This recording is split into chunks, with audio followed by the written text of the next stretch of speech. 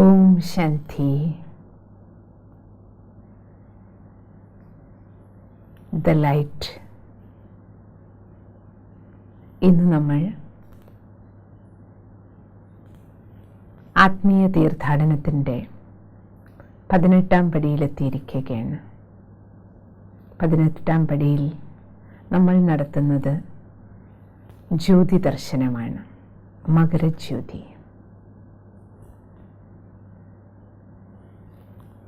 ശബരിമല തീർത്ഥാടനത്തിൽ മണ്ഡലകാലം കഴിഞ്ഞാൽ മകരവിളക്കിൻ്റെ കാലമാണ്. അതിൽ തന്നെ ജ്യോതി ദർശനം ഏറ്റവും പ്രധാനമാണ്. ജ്യോതി തെളിയുന്ന സമയം, മലമേലെ ജ്യോതി തെളിയുമ്പോൾ എല്ലാവരുടെയും കണ്ണുകൾ ജ്യോതിയിലേക്കാണ് പോണത്, അല്ലേ? ആ സമയത്ത് ശ്രീകോവിലിലേക്ക് പോലും ആരും ശ്രദ്ധിക്കാറില്ല. ജ്യോതിയെ കാണുക, തൊഴുക, സായുജ്യമടയുക. ശബരിമല പോയില്ലെങ്കിലും ടിവിയുടെ മുന്നിലിരുന്നും ജ്യോതി ദർശിച്ച് ജ്യോതിയെ തൊഴാനുള്ള ആ ഒരു വെമ്പൽ നമ്മുടെ എല്ലാവരുടെയും മനസ്സിൽ നിങ്ങൾക്കെല്ലാവർക്കും അനുഭവമുള്ളതായിരിക്കും. എന്താണ് ജ്യോതിയും നമ്മളും തമ്മിലുള്ള ബന്ധം? 18ാം തിരുപ്പടി ശരണം പൊന്നയ്യപ്പ. അയ്യപ്പസ്വാമിയും ആ ജ്യോതി സ്വരൂപനായ പരമേശ്വരൻ്റെ സന്താനമാണ്. അങ്ങനെയാണല്ലോ നമ്മൾ കേൾക്കുന്നത്. ശിവസുതനാണ്. പരമ്പൊരുൾ പരമാത്മാ പരമപ്രകാശമാണ്. സർവ ആത്മജ്യോതിസിനും നാഥൻ പരമാത്മാവാണ്. ഭൂമിയിൽ എത്ര മനുഷ്യരുണ്ടോ, നമ്മളെല്ലാ ശരീരത്തിനുള്ളിലും ആത്മജ്യോതിയാണ് ഇരിക്കുന്നത്.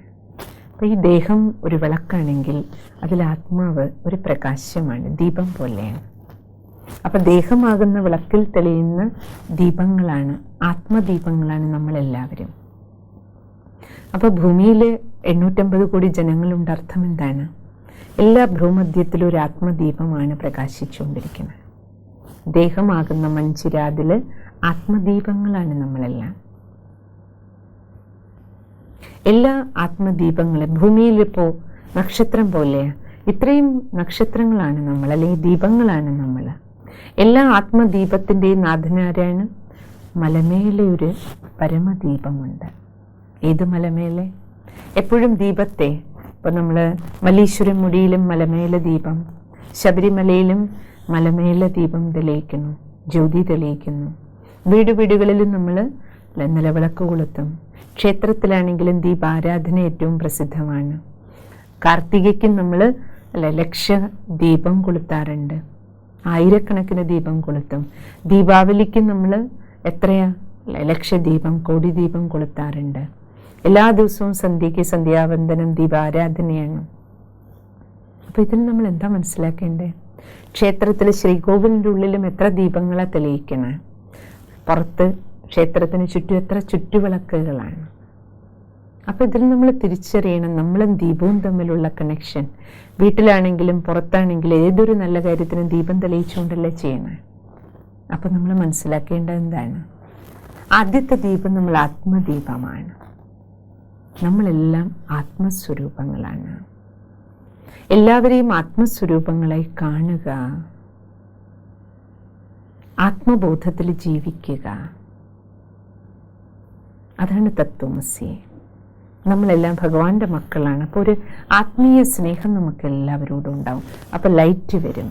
The light. ഏത് ലൈറ്റ്?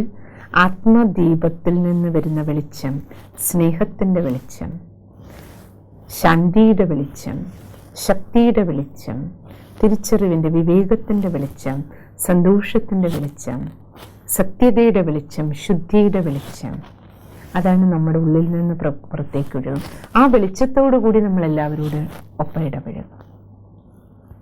രണ്ടാമത്തെ വെളിച്ചം ഏതാണ്? പരമാത്മദീപം. പരമാത്മാ നമ്മളെല്ലാ ആത്മാക്കളുടെയും മാതാവും പിതാവും, സദ്ഗുരുവും, നമ്മുടെ എല്ലാം അധ്യാപകനും, ഗുരുക്കന്മാരുടെ എല്ലാം ഗുരു, അധ്യാപകന്മാർക്കെല്ലാം അധ്യാപകൻ. സ്വാമി ആരാണ്? പരമപ്രകാശമാണ്. ഈശ്വരൻ്റെയും സത്യസ്വരൂപം ജ്യോതി രൂപമാണ്. അതുകൊണ്ടാണ് സത്യം ശിവം സുന്ദരം. ഭഗവാൻ സത്യസ്വരൂപമാണ്. ഭഗവാന്റെ സത്യരൂപം ജ്യോതിരൂപം, പ്രകാശരൂപമാണ്. ആ പ്രകാശത്തെ ശരിക്കും പ്രതിഫലിപ്പിക്കുന്നതിന് വേണ്ടി ആദ്യം പരമ്പൊരുളിനെ നമ്മൾ സ്ഫടികം കൊണ്ടും വജ്രം കൊണ്ടും എല്ലാം ഓവൽ ഷേപ്പിലുള്ള ജ്യോതിർലിംഗങ്ങൾ ഉണ്ടാക്കിയിട്ടാണ് ആരാധിച്ചിരുന്നത്. ജ്യോതിർലിംഗം ജ്യോതിസിൻ്റെ അടയാളം. പിന്നീട് അതാണ് ശിലകളിൽ ശിവലിംഗം എന്ന് ഇപ്പം നമ്മൾ വിളിക്കണം.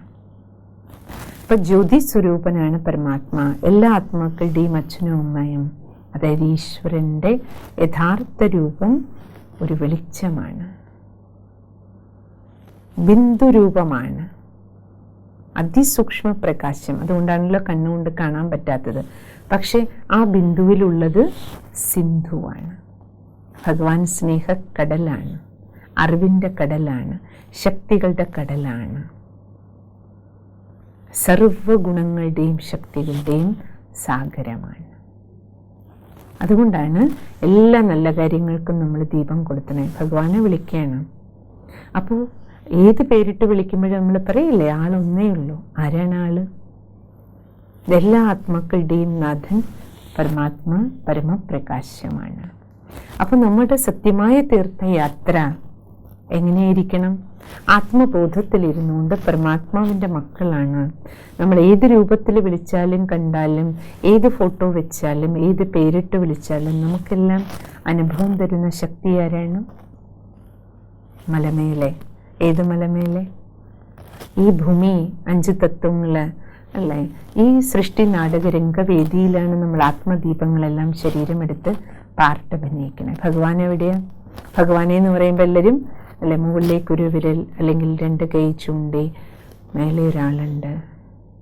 മേലെ അർത്ഥം നമ്മുടെ ഈ രംഗവേദിക്കും അപ്പുറം, 5 തത്വങ്ങൾക്കും അപ്പുറം ബ്രഹ്മാണ്ടത്തിൻ്റെ നെറുകയിൽ.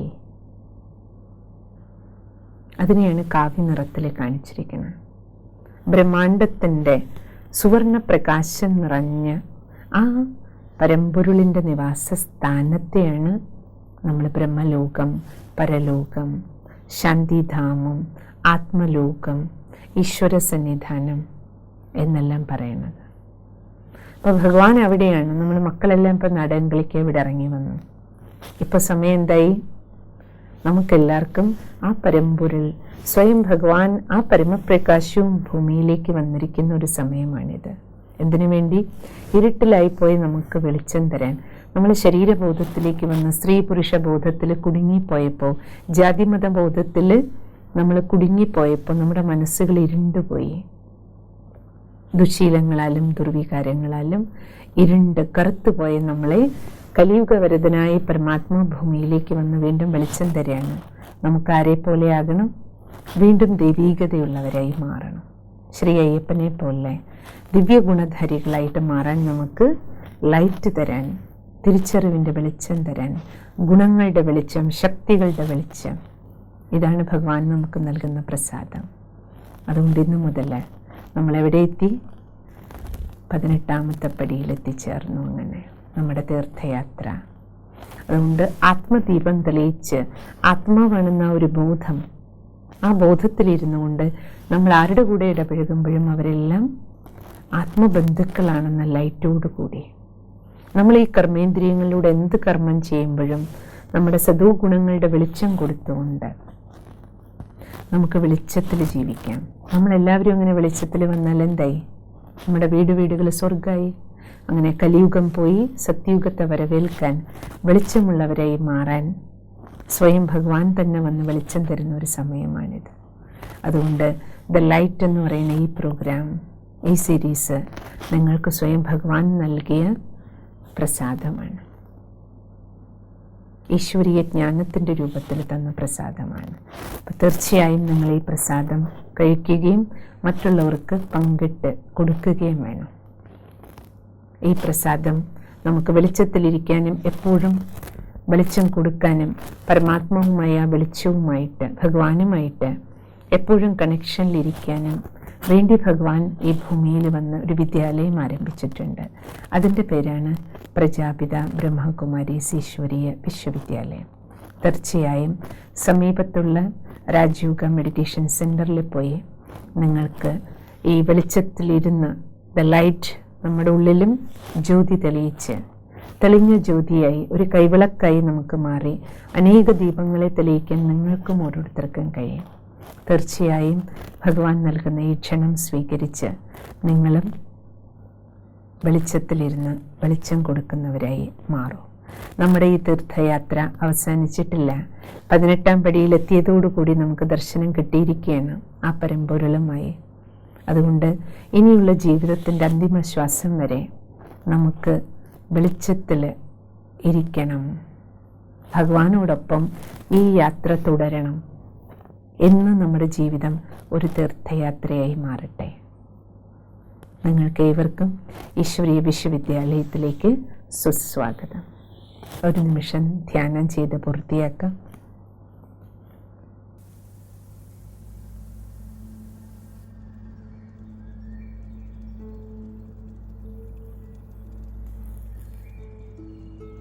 പതിനെട്ടാം തിരുപ്പടി ശരണം പൊന്നയ്യപ്പ.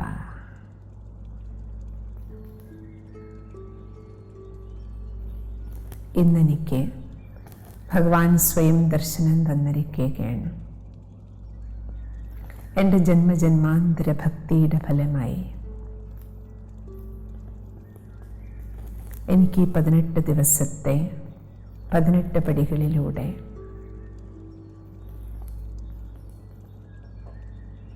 ദേഹമാകുന്ന ഈ ക്ഷേത്രത്തിൽ ആത്മചൈതന്യത്തെ ദർശിക്കാൻ കഴിയുന്നുണ്ട്. ഇപ്പോൾ ശരീരമാകുന്ന വിളക്കിൽ ആത്മദീപം തെളിഞ്ഞു കഴിഞ്ഞു.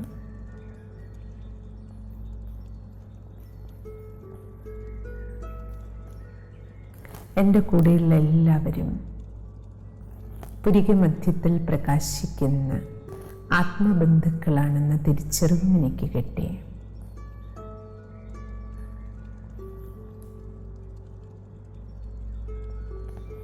പരമ്പൊരുൾ, പരമാത്മാ, പരമപ്രകാശം ഈ നാടകശാലയ്ക്കുപരി ബ്രഹ്മാണ്ടത്തിൻ്റെ നിറകയിൽ പരമ്പൊരുൾ മുഴുവൻ വിശ്വത്തിൻ്റെ നാഥൻ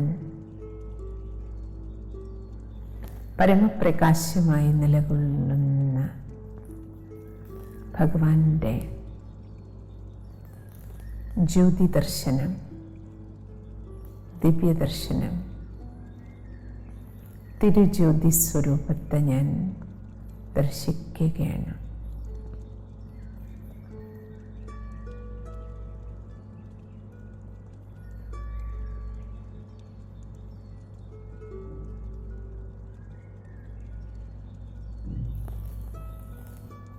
ഭഗവാനോടൊപ്പം മക്കളായ എല്ലാ ആത്മബന്ധുക്കളും ആത്മദീപങ്ങളും ഭഗവാനെ ചുറ്റിപ്പറ്റിയിരിക്കുകയാണ്, ചുറ്റുവിളക്കുകൾ പോലെ.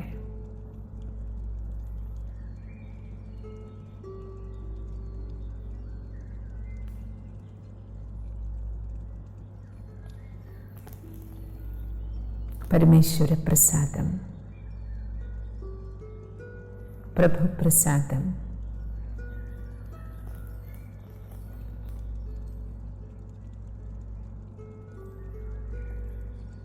ഈശ്വരീയ ശക്തികളുടെ രൂപത്തിൽ ഈശ്വരീയ പ്രകമ്പനങ്ങളായി ഹൃദയത്തിൽ നിറയുകയാണ്.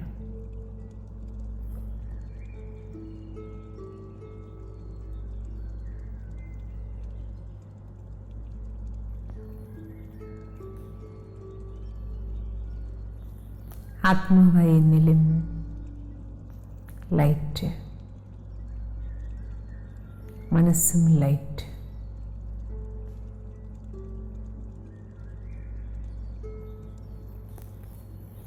ജീവിതത്തിൽ തന്നെ വെളിച്ചം തിരിച്ചു വന്നിരിക്കുകയാണ്.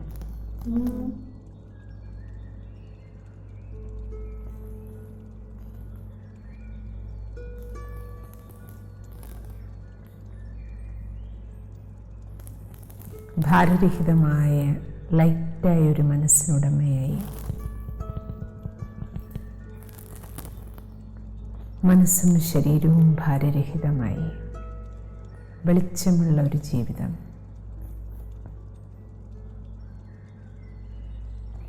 ഭഗവാന്റെ വെളിച്ചത്തിൽ ജീവിക്കാനുള്ള ഒരു ശക്തി, കരുത്തെനിക്ക് കിട്ടിയിരിക്കുകയാണ്.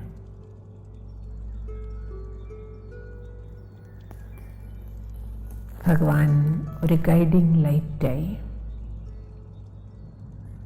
എന്നെ നയിക്കുകയാണ്. എൻ്റെ ജന്മാന്തര ഭക്തിയുടെ പുണ്യമാണിത്. ജീവിതയാത്രയിലുടനീളം ഇനി ഞാൻ വെളിച്ചത്തിലിരിക്കും, വെളിച്ചത്തോടൊപ്പം ഇരിക്കും. സർവർക്കും വെളിച്ചം കൊടുത്തുകൊണ്ട് വെളിച്ചത്തിൽ സഞ്ചരിക്കും.